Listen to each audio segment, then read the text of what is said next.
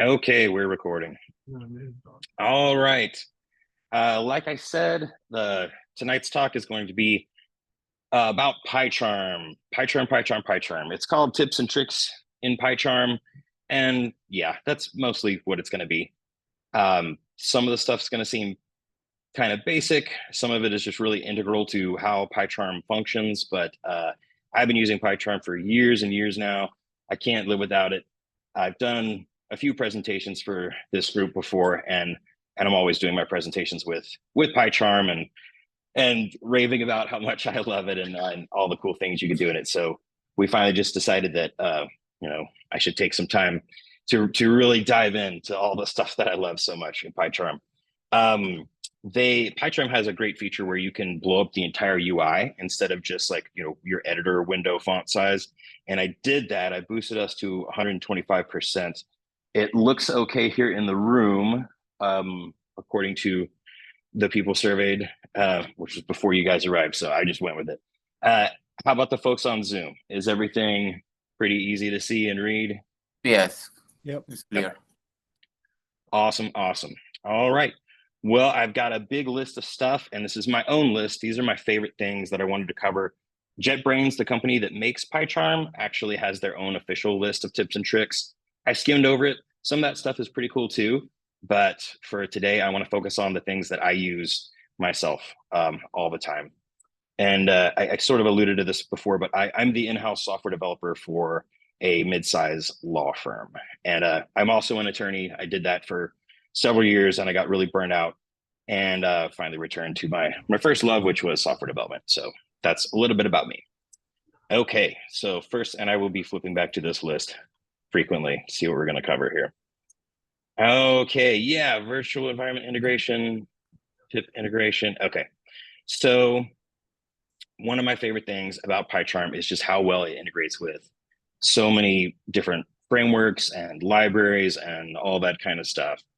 Just right from the get-go, when you go to make a new project in PyCharm, look at this stuff over here. You have the various Python frameworks, and then you have a bunch of other stuff. And they all have their own integrations, which are really seamless. The one I use the most is Django. Of course, I build a ton of web apps. And I also think Django just has a really great ORM. So, because I do a ton of database stuff, and I've actually made Django projects that don't have a web front end at all. I'm just using Django for the ORM because I've built so many utilities over the years that allow me to do certain things with the database more easily than I can with raw SQL. So that's pretty neat. And you're going to get a whole different host of settings whenever you choose one of these things. You'll get the settings that are specific to whatever that is. So you want to make a new Django project, then you've got your Django settings there. I noticed that virtual environments were on my big list. It's one of the things right off the bat.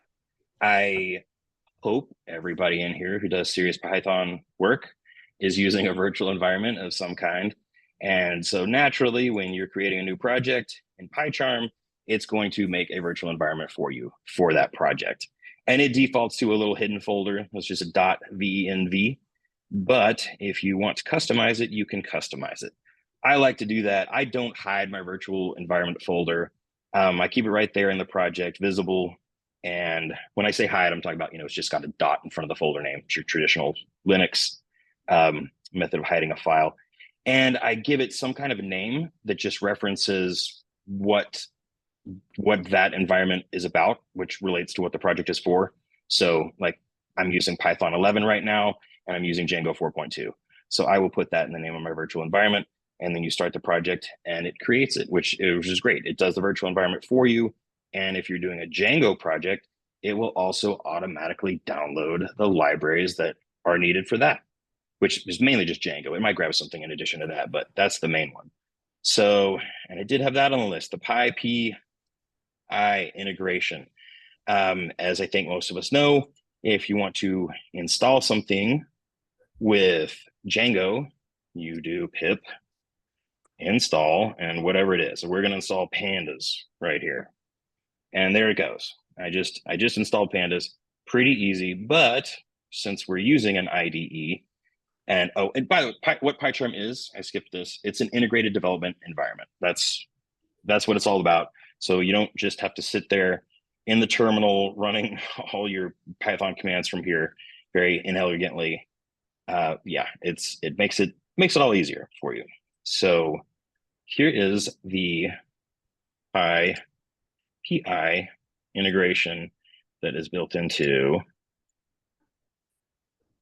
PyCharm. Look at that. So these are all of the libraries that are in this current project that I'm using. And if I want to add a library, you click here and boom, this is the whole list of stuff that is available on PyPI. And the search is pretty good. Let's see if I have Django extensions already in here. I do, and it's highlighted in blue to let me know that I already have it. The other really cool thing this will let you do is you can specify a version. So I'm not one of those coders who uses everything on the bleeding edge. So I often will be intentionally installing a version that's a little bit older. And this makes it really easy to do that. Another cool thing is I think everybody knows about pip freeze, right? And the requirements file. So you can type pip freeze and it shows you all of the modules, the libraries, whatever term you prefer, that are part of your project. And if you want to just pipe that out to a requirements file, you can do so like this. So there it is. And now we have an actual file over here called requirements. We can open it up. And if this is part of your GitHub repository and you are just cloning a repo of a project rather than starting your own within PyCharm, you're cloning it into PyCharm, it will recognize that the requirements text file is present, and it will ask you as soon as you open it, would you like to download all of these libraries automatically, which is super cool. So, and I know installing, it based off a requirements file with pip isn't super complicated, but the fact that it recognizes this is kind of neat. And I think it will also recognize changes to the requirements file and then ask if, it'll say, hey, there's this module that's missing. Do you want to grab that? And you can do that automatically. So super fun. With Django, the other perk that you get is a little interface for the Django management commands.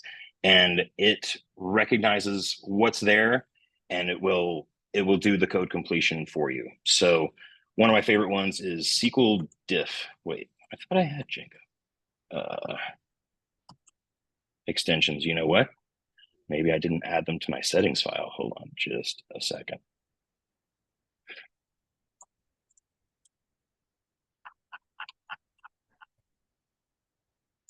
That's right. That's what it is. All right. I briefly paused the presentation, but we're going to come back in here and it's called Django extensions. So, and look at this. Like it recognizes Django extensions as an installed library, and it's putting it up here as a proposed entry for my installed apps.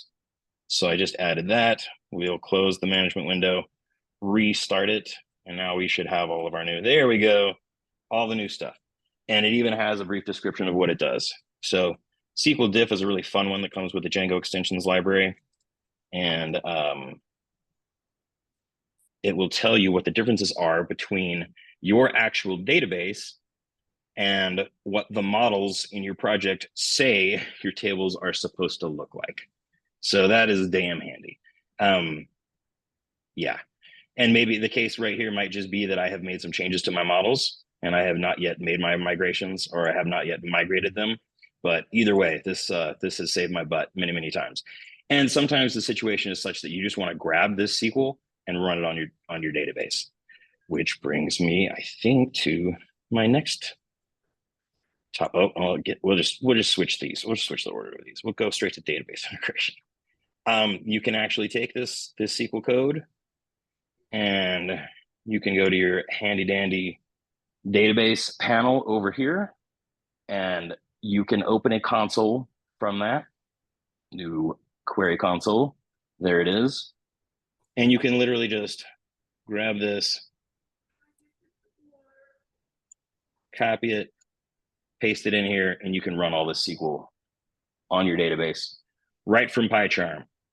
Back in the day, we would have to, hop into terminal and open Postgres and start entering your commands directly into Postgres, which was such a pain in the butt. So the database integration with PyCharm is super, super cool.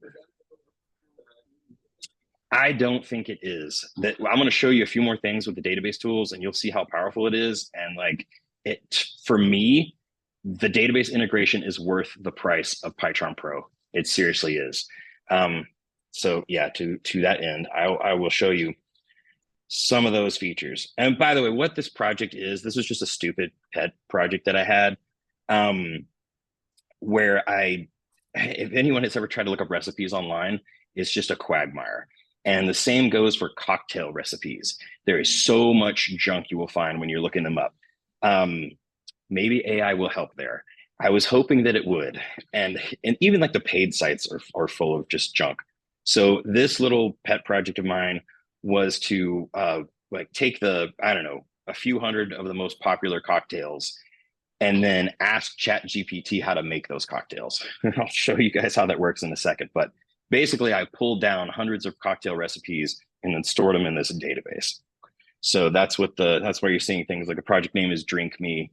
My very favorite drink is Milagro Tequila. So the Django app is called Beyond Milagro. So that's why all these tables are named for Milagro. So yeah, it's a slick table view, and the options you have with these tables are wild. You can, like, if you want to modify a table within here, this is just, I'm actually gonna just shorten this view. Okay. You can change everything through a GUI. You've got your fields, your keys, all this stuff. And when you make changes in here, it spits out what the SQL is supposed to be, which I love. We'll change this to a 6 or whatever. And there you go. You get a preview of the SQL that it's going to actually execute with the changes that you've made through your GUI. So that's great. I know a lot of people who hate the GUI stuff because they think it's clunky or whatever, or they really don't know what's actually happening under the hood. This spells it out for you. And I absolutely love that. The other super cool thing is when let me get a table that's actually got some data in it. Okay, here's our drink table. You can spit this out in so many different ways. You've got an export command right from here. You can just dump it directly to Excel, TSV, pipe delimited, whatever you want. And that's outstanding. And you have a few extra options to go with it. It's great. Like that is really, really handy. And the importer is just as handy, I think. Also, if you do want to run an actual Postgres export, you can do your Postgres export right there. And it gives you, and when you're checking off different options and so forth, it explains what it's doing. PyCharm is really good about telling you what's happening underneath. Like it shows you how the sausage is made whenever you're trying to do stuff. So that's super cool. Use that all the time. And hope there weren't any passwords in there, right? Let's see what else. It has database diagramming. So I'm gonna select the key tables for this project. And with them selected, I'm going to right click and go to diagrams, show diagram. Look at that. That's kind of amazing. Let's see if I can zoom in here. All right. So yeah, there you go. These are the tables that I'm using, and it's even showing us what the relation is on these tables. So I don't know what this weird little window was that just popped up. How I did that. There we go. So that's awesome. And like I said, just having this built in is, I think, for me, worth the price. And the great thing is when you are editing whatever that database connection is, it doesn't care where you are. Like I'm reading this locally, but with many of my projects, I'm connecting directly to a server. So I've got live database access on the production server just from here within PyCharm. It is so cool. And the other great thing about interacting with your database from PyCharm is instead of just a plain Python console, you have a Django console here at the bottom. So if I want to grab something from the drink table, we'll go ahead and pull in our models, and we'll say drink equals drink objects first. And there it is. And I just grabbed that out of the local database straight from the Python console. I didn't have to do all of the weird settings to get Django going and set up the Django environment. I don't know if people have, if you try to do some of this stuff from the just like a plain command line, you've got to throw in a whole bunch of extra junk to make it work. But when you're in PyCharm, it all just works. So that's super cool too. Let's see, what else about databases? Editing tables, generating, oh yeah, generating SQL. Watch this. You can click on a table and say, oops, we want to SQL script, we'll do SQL generator.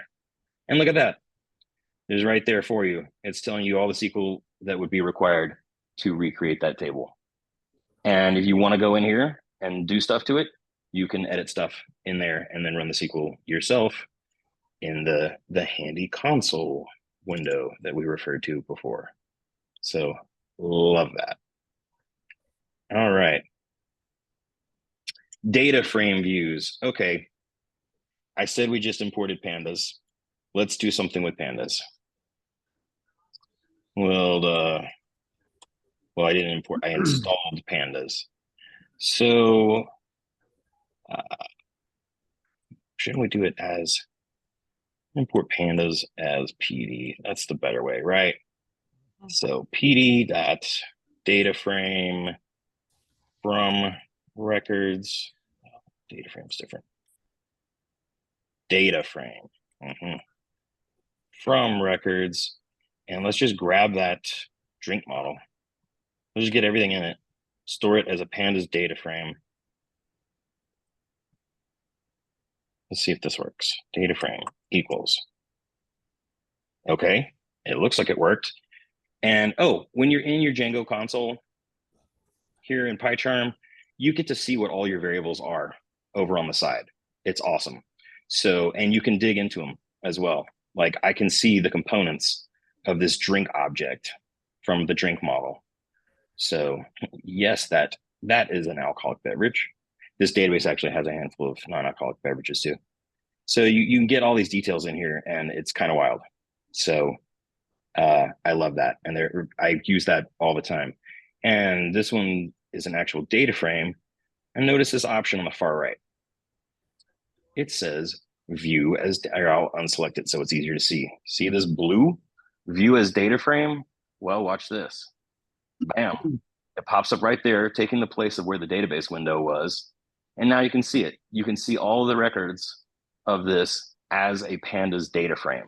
So for the data science folks out there, yeah, if you're running all your crazy pandas functions on this, it's doing your conversions and whatever else, you can view it live. You can get a nice visual representation right in here.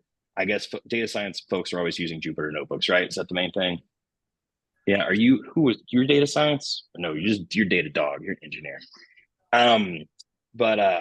Yeah. So that's fantastic and incredibly handy. All right. Git and GitHub integrations. I think this stuff is super crucial. I don't know if anyone else noticed this when I was creating a new project, but this was checked off by default. Anytime you make a new project in PyCharm, it's automatically making a Git repository for you, which is great. And when it does that, it starts color coding your files. If this is a plain non-Git project, you wouldn't have all the weird colors that you're seeing through my project file list over here. So I will tell you what some of the stuff is about. The orange color coding, like for migrations, for example, orange indicates that it's part of the git ignore file.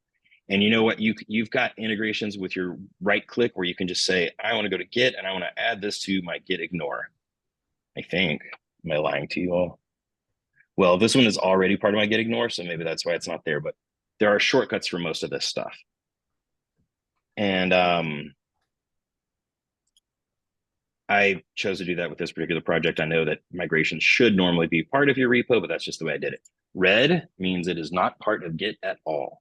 So none of that stuff's being tracked. White means it's current, it's up to date, it is in the repo. Blue means there have been edits. So something about this file is different than whatever the last committed version was in the repo. And the really cool thing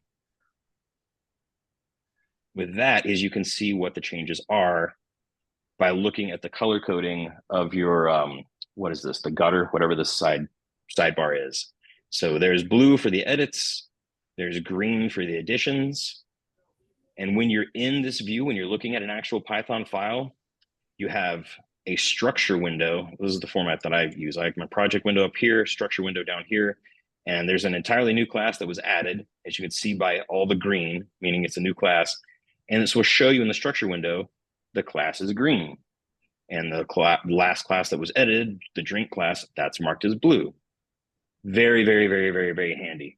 The other super cool thing is you can click on these color-coded spots and look at what the code used to be. You can even do a side-by-side comparison of it, which is incredibly helpful.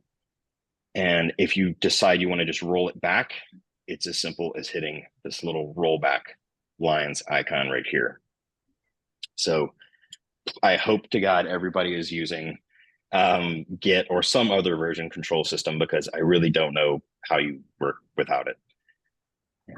Let's see what else.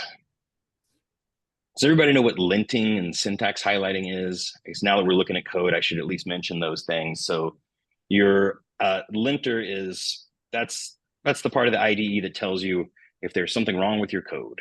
Like it will indicate errors to you and that sort of thing. And then syntax highlighting is just, it's a method of color coding the parts of your code to tell what's what.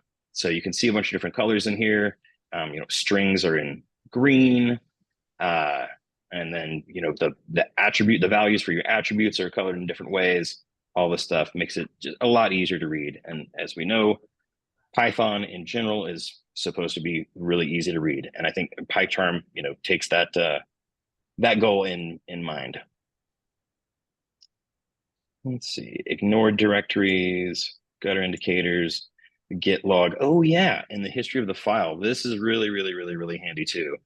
You can right click on a file as long as you've got your Git integrations going and go down to Git and say show history. And it will give you the commits that have changed that file, and you can highlight them. And now see, this was the initial one. So everything's green because everything is new. And then that was the most recent one. And it's showing exactly what changed when I did that additional commit, which is super, super, super handy. Another feature that I love is if you think that there was one tiny part changed in a big Python file and you don't want to look at this giant window of every single change, you can highlight one area and right click it and just ask that it show you the changes for that individual selection. And I love that. It's super handy too. Now, if you are not using Git, or if you want to look through changes that were not committed, PyCharm has the option of reviewing local history. And local history is kind of wild because it's basically, PyCharm is auto-saving stuff constantly. I don't know what the exact interval is, but it's very frequent. Why is it saying nothing to show? Well, let's try a different one. Local history. Show history. History is empty. Well, I'm not going to pull up another project. Just know that it's going to give you a similar view that you would get looking at Git history, but it's just for the local autosaves. And it might be because I haven't touched this project in so long, that might be why it's not there. As far as this showing errors, you can set it up to show spelling errors and actual programming errors, all kinds of stuff. Let's see, if I don't know how bad the error has to be. We'll just remove this closing parentheses here. And now it's highlighted in red. So let me know there's a bad error there. And over in the right gutter, you can see a red mark indicating that there is an error over there, which is great. And if you move your cursor over it, it will give you a zoomed in view of that area of the code. And you can see exactly what part of it's highlighted. So that's outstanding. And PyCharm is really big on shortcuts. When we get to the end and we turn the lights on, I'll show a paper brochure that I have that I got from the JetBrains booth at PyCon one year And it's just a big paper brochure of all the PyCharm shortcuts. They're so handy, and it's a great souvenir, but I actually refer to it too. So one of the fun shortcuts is F2, which will jump to the next error. So click that and boom, it takes me right to where the mistake was that I made. And since we've got version control turned on, I don't even have to retype that stuff to fix it. I can go over here, click, roll back the change that I made, and everything's good again. Super duper handy. All right, git history of the file, local history, git log. Oh, there's a full git log of everything as well, which I like. It just shows you everything you've ever done. So, I mean, you can see the same kind of stuff if you were on GitHub, but it's really handy to have it in here. And you can double click on it. No, you can't.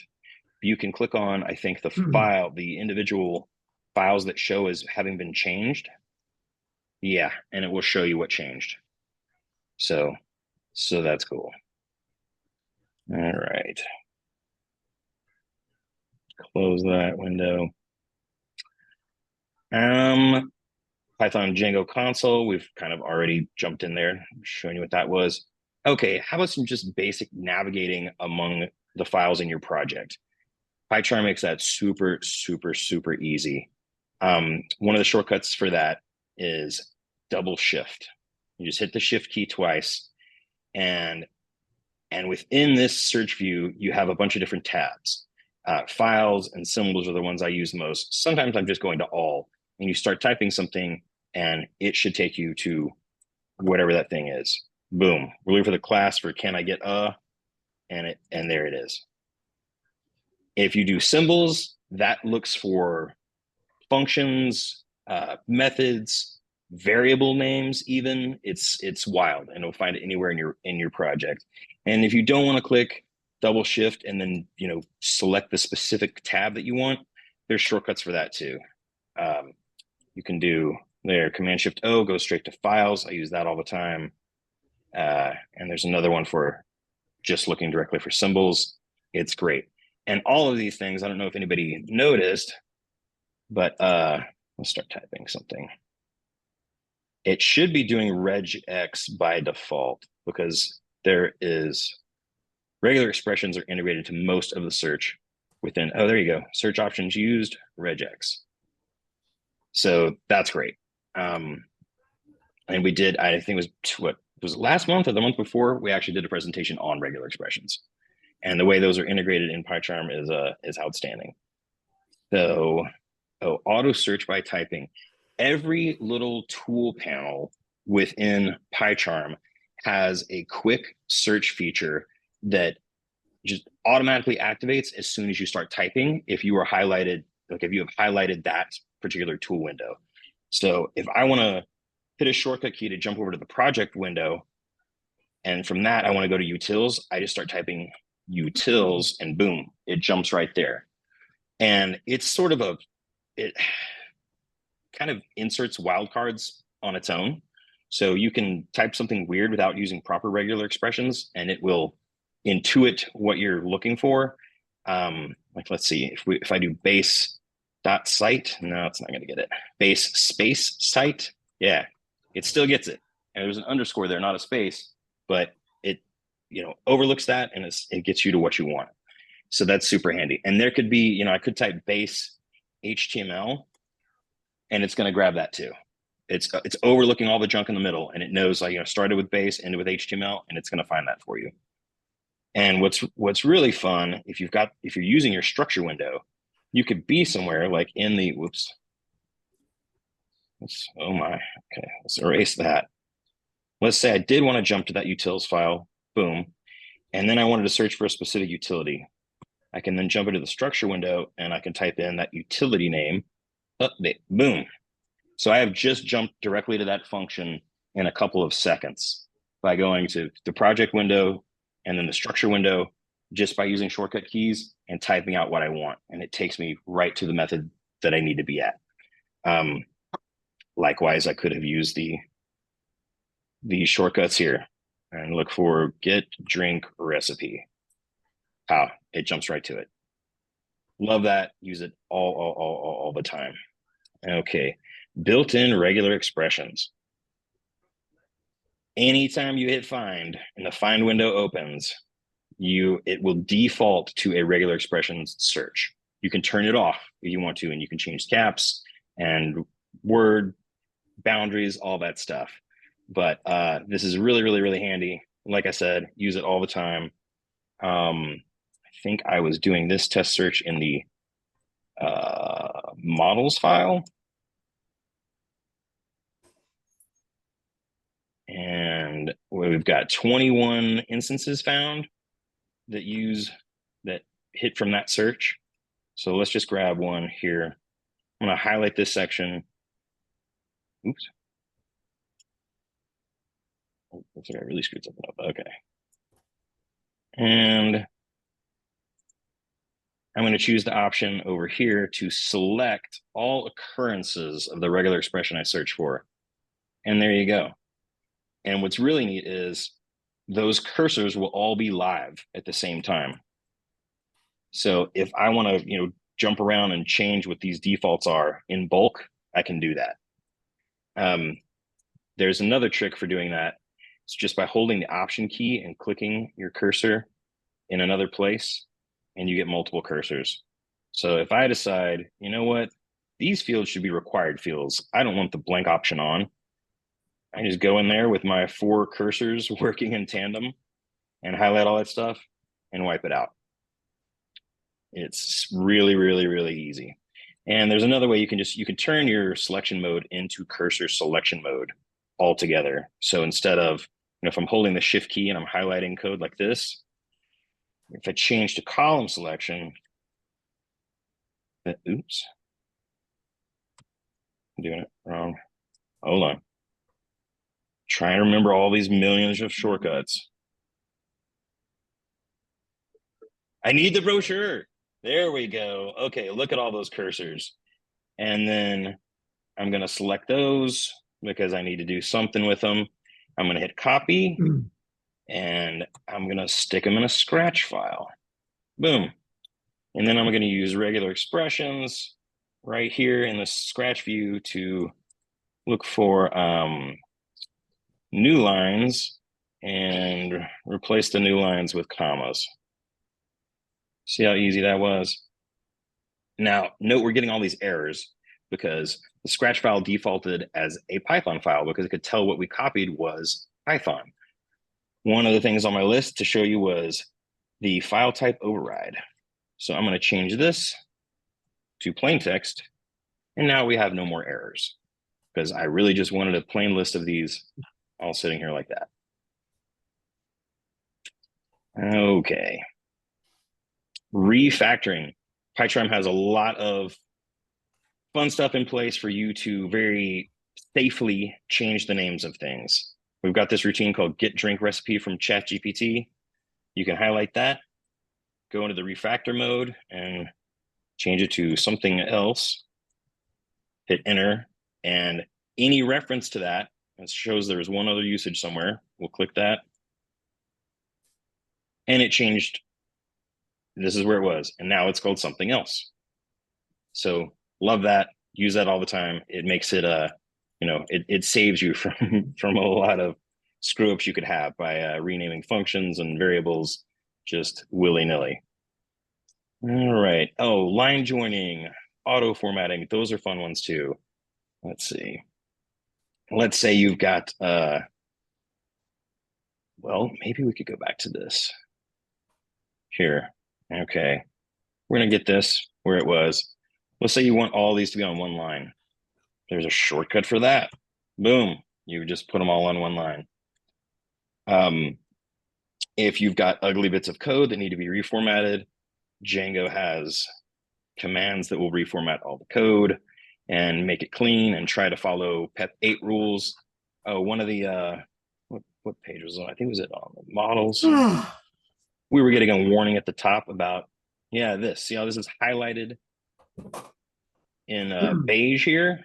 You can click, you can just cursor over it and it will tell you what's wrong because it actually does give you your PEP 8 warnings. So it's expecting 2 blank lines before the function or before the class. You add that and the beige goes away. The warning is now gone. if you are editing HTML files, you get a bunch of helpers in there too. No, that's not the one I wanted.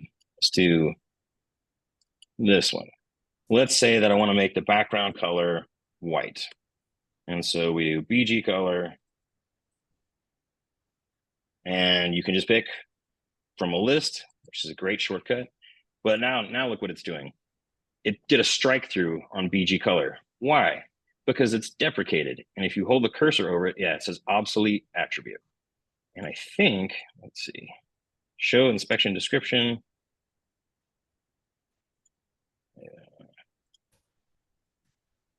Well, for certain errors like this, it will tell you what you should do to fix it instead. So for this one, it really wants style, background color, and then you can pick your color from here. And so we'll go get rid of this deprecated attribute and we use the proper one instead. And now it's not mad at us anymore. And if you want to change that, if you want to go back and change that color, still using the color picker, you can click right there in the gutter and you've got whatever you want. And you can see it's updating the hex values for that color right there in your code without you having to type all that junk yourself. Love it. Okay. I don't know where this one is in my list, but I know we're running out of time. So I'm going to jump to one that I think is really fun that I didn't already have here. We're going to go to the admin template. Oh, there we go. If you've got a Django project and a folder has been designated of this marked directory as whatever type, the different functions will happen for different types. So this one is marked as a template folder, which means I can get a live preview of this just by turning it on in here. How cool is that?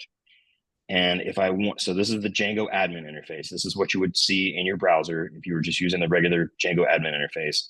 And if I want to change this, some text in here to something, look, it did it. You're getting live updates of the values you're changing in this template. And PyCharm just handles all of that for you. Without this, you'd be making the change, you'd be saving it, you'd be flipping over to your browser and hitting refresh in your browser. And when you're dealing with a bunch of dynamically loaded data, that is a horrible pain in the ass. So this is super, super convenient for that. What else? Showed you scratch files. Oh, window splitting, really, really, really, really handy. You can right click anywhere up here, split the pane, and there. Now you're looking at the same, well, let me turn that off. You're looking at the same file in two windows, or you can change this top one to something else. And this feature also works with database views. So you could have a database table open up there and then compare with whatever you got down here, or you could do your split with that table, maybe open a different table at the top, and you're looking at the two tables simultaneously. So we are about out of time, but I'm about to the end of my list. I will go ahead and jump into the Q&A. Do you guys want to turn the volume back up on again? That? Do the split again? Split menu. Say that again? Can you show the split menu again? Sure. So if you're here in your main editor window, you can right click on any of the tabs at the top, and split down is usually what I use, but you also have split right. And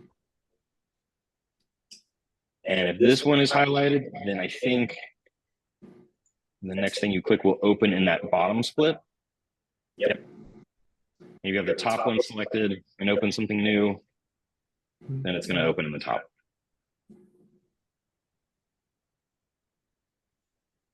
So, well, my question before I open this to everyone else's questions, who's going to go out and buy PyCharm right now? Not me. I don't get a cut, I promise. But yeah, please, what questions do you have about this? Anybody? Somebody chime in and tell me about what IDEs they use. I use Sublime Text. Oh, you do use PyCharm. Okay. I'm not going to go buy it because I already bought it. But what? You asked who's going to go out and buy PyCharm. Oh, because you're using the community edition. Well, at work we're using enterprise at home community. Okay. Okay. How many of those features did you already know about? Probably 80% of them. There's some new stuff. Okay. I don't work in Django too much, so or at all. A lot of that stuff was definitely new to me. Okay. And I think I saw a raised hand for a second. Somebody else want to share their ID? Yeah, I used PyCharm for a while, but because I had the community edition, I started working with CSV. It was read-only, so I use now IntelliJ IDEA. It's from JetBrains as well. Okay, yeah. What else? Somebody else tell me their ID. Jupyter Notebook, like as you said, data guys use that because I'm mostly working with data frames. Okay. Yeah, I knew somebody in here would be using Jupyter Notebooks. What else? Any VS Code people? I've been using Sublime Text for several years, but I have also done VS Code and plan to get back into VS Code. But I loved the same JetBrains company. They make one called PHP Storm, and I love that. It does everything only for PHP. Yeah, I've used it. I like it. Don't have any Vim users in here? Say it again. Oh, no Vim users? Yeah, customizing your Vim setup to look like an IDE. Yeah, right. I know there is some sort of a Power Vim plugin in here. Let's see. You can get Vim key bindings, but it does a little long. I know I've seen it pop up before, but I've never actually played with it myself. How frequently do you use the debugger, the integrated debugger? Oh, I love the debugger. And I use the live debugger for Django. So, because with all my web app stuff, I'll turn it in debug mode. I'll set a breakpoint somewhere, and when it, like it's often on form submission or something, and form will be submitted, it'll stop, and I get to go look at like the raw data that was included in that request object, like with that form. Super handy. Yeah, in my office, there's two camps. There's a VS Code camp and a PyCharm or IntelliJ camp. Yeah. And it's really the debugger part, I think. Oh, I've never seen anyone who uses VS Code use the debugger in VS Code or get that set up in a way that's anywhere near what PyCharm has. Yeah, this one's great. And you can go into the debug console and like change values while like the breakpoint is still pausing everything. And then you can resume it with whatever value you manipulated, and it's pretty outstanding. I have not looked at the chat at all. Let's catch up with the chat real quick, see if we got any. PyCharm Pro, PyCharm debugger, awesome. Key Promoter X, okay, I've never heard of that. Cool. Well, yeah, we are out of time. I mean, if anybody else does have anything to add or any final questions, go for it. And other than that, there's a VS Code user, Chris. I'm VS Code. Okay. As a hobby, though, I do debugging, but mine is nothing like super, fancy like PyCharm. Okay. Hey, can I ask you to turn on the light? Yeah. And then hit the little fader, crank the fader all the way up too. So we got, I brought my show and tell item. I have to show it. Yeah. Here it is. It's the Great PyCharm Shortcuts brochure. It's like a travel brochure. And I love this thing. And it's specific to Mac OS. They had like a Mac and a Windows version, and it's great. So it's on my desk at all times. Well, cool. Well, thanks everybody for attending, and hope we see you all in July. Remember, that one's gonna be the second Thursday of the month, but after that we should resume our first Thursdays, and look forward to seeing you again. And Tony already dropped off, but yeah, check out Tony's talk. It sounds like it's gonna be cool. I hear about the serverless stuff all the time, and I'm a little skeptical, so I better watch that one, see if it can be converted. One more thing in the chat. Okay. Cool, cool. I will stop recording. Oh, thanks.